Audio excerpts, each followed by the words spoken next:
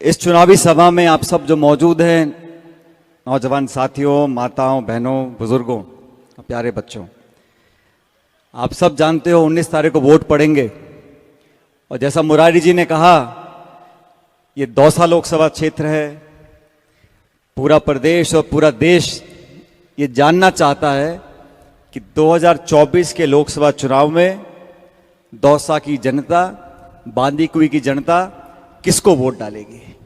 और मैं आज भाषण आपके बीच में दे रहा हूं, एक कांग्रेस के नेता होने के कारण नहीं दे रहा हूं। ये भाषण मैं यहां पर दे रहा हूं, एक अधिकार है मेरा हक है। और आप सब लोगों से निवेदन कर रहा हूं, ये चुनाव देश का चुनाव है।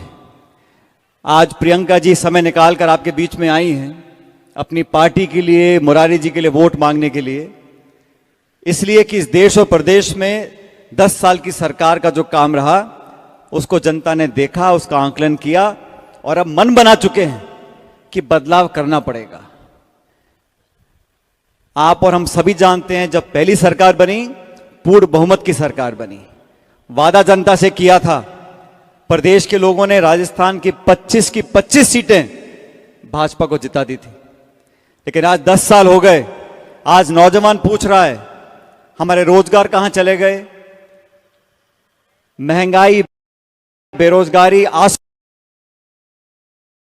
छू रही है और भाजपा के नेताओं को भाषण देना है तो वही घिसे पिटे भाषण, हिंदू के, मुसलमान के, मंदिर के, मस्जिद के, हिंदुस्तान, पाकिस्तान और समाचार समाप्त। आप सब लोग जो आज यहां खड़े हो, बैठे हो, मैं आप लोगों से निवेदन कर रहा हूं, ये चुनाव रोचक बन गया। रोचक क्यों बन गया? जैसा मुरारी जी कह रहे थे, बहुत सारे भाजपा के नेता यहां पर आ रहे हैं। कौन कौन से मुख्यमंत्री आए? उत्तर प्रदेश के, मध्य प्रदेश के, हरियाणा के, राजस्थान के तो कई बार आली होंगे मेरे ख्याल, और योगी जी, मोदी जी, राजनाथ सिंह जी, फलाने जी, ढिकाने जी। तो मैंने कहा, मुरारी जी कहते मीटिंग पहले कर लो। मैंने कहा नहीं, अभी चुनाव में 1-2 दिन रहने दो। और इतने सब नेता आ रहे हैं बीजेपी के, मैंने कोई बड़ी बात नहीं है। और प्रियंका जी का समय लिया था 15 तारीख का, तो मैं जो हर जगह जो बात बोलता हूं आज बोल रहा हूं। इतने नेता भाजपा के आ गए, आज प्रियंका जी यहां भाषण देंगी बांदीकुई में, दौसा में, तो 100 सुनार की 1 लोहार की। तो सब जितने भाषण दे गए सब बराबर हो जाएंगे। और यहां हमारे जिले के बहुत नेता हैं जो भाजपा से जीत कर गए हैं, वो गांव गांव डोल रहे हैं। कोई चावल बांट रहा है, कोई पानी पी रहा है, कोई कसम खा रहा है। तो मैं आप लोगों को कहना चाहता हूं कि इस लोकसभा के परिणाम से किसी का कोई मंत्री पद जाने वाला नहीं है। और मैं तो हाथ जोड़ के बोलता हूं, कोई मंत्री पद छोड़ना भी मत। बहुत मुश्किल से मंत्री बने हैं, बने रहना चाहिए। लेकिन ये चुनाव बहुत महत्वपूर्ण है साथियों। और बीजेपी की सरकार बनी राजस्थान में, हम लोग कामयाब नहीं हो सके। बहुत कम अंतर से कांग्रेस भाजपा का अंतर 1.5-2% का था। हम अच्छे विधायक जीत कर आए, 70-72 विधायक।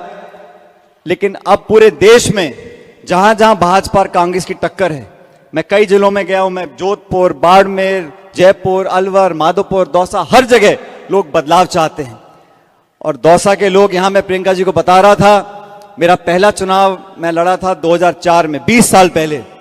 और आप लोगों ने 1.25 लाख वोट का अंतर देकर यहां से जिताया था। और उस बात का एहसान आज भी मेरे कंधों पर है। और इन 20 सालों में मैं अजमेर से भी सांसद रहा, अभी टोंक से विधायक हूं। लेकिन दौसा के लोगों के ऊपर, बांदीकुई के लोगों के ऊपर मेरा एक विशेष अधिकार मैं मानता हूं। आप लोगों ने मुश्किल समय में मेरा साथ दिया, हमारे परिवार का साथ दिया, पार्टी का साथ दिया। और पायलट साहब के समय से लेकर आज तक, जब तक परिसीमन नहीं हुआ था, यहां लगातार कांग्रेस पार्टी जीतती रही। मैं आज आप लोगों से निवेदन करने आया हूं, इस चुनाव में हमें वो ताकत, वो एकता और वो समय याद करना है जब यहां कांग्रेस का तिरंगा झंडा लहराता था। दुनिया की कोई ताकत यहां के चुनाव लड़ती थी, बड़े बड़े आगे लड़ गए चुनाव, लेकिन कांग्रेस पार्टी चुनाव नहीं हारती थी। ये लोकसभा का चुनाव, मुरारीलाल मीणा जी हमारे उम्मीदवार हैं, लेकिन ये चुनाव हम मिलकर सब लड़ रहे हैं। ये हमारा चुनाव है। यहां का जो बटन दबेगा उसमें मेरे भी योगदान रहेगा, मेरा भी उसमें आपको हिस्सेदारी दिखेगी। इसलिए मेरा तो आपसे यही कहना है, अभी चुनाव में 2-3 दिन बचे, हो सकता है 2 दिन में और भी कोई नेता आ जाए भाषण देने के लिए, लेकिन आज मैं विशेष रूप से प्रियंका जी का धन्यवाद करना चाहता हूं। आज शायद संभवतः पहली बार वो बांदीकुई आई हैं, दौसा आई हैं। एक बार जोरदार तालियां से प्रियंका जी का स्वागत करें। और ये वो तालियां नहीं, ताली बजाते रहो, ये जीत की ताली है। मुरारीलाल मीणा जी को संसद में भेजना है दिल्ली में। और मैं दौसा में कह रहा था, आज सविता जी नहीं है। मैंने कहा सविता जी आपके लिए बहुत शुभ है, पहले वो चुनाव लड़ती हैं, कामयाब नहीं होती, फिर मुरारी चुनाव लड़ते हैं, चुनाव जीत जाते हैं। प्रियंका जी, सविता जी चुनाव लड़ी बांदीकुई से, नहीं जीत पाई, फिर मुरारी जी लड़े, विधायक बन गए। दौसा लोकसभा क्षेत्र में सविता जी को चुनाव लड़ाया 19 में, वो नहीं जीत पाई।